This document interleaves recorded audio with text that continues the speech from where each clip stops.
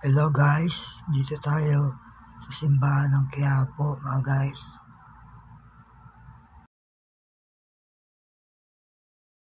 Makapangyarihan Diyos ay sa iyo mga kapatid, pero ba ang nagkasala sa isip, sa salita, ginawa, at sa aking pagkukulang, kaya isip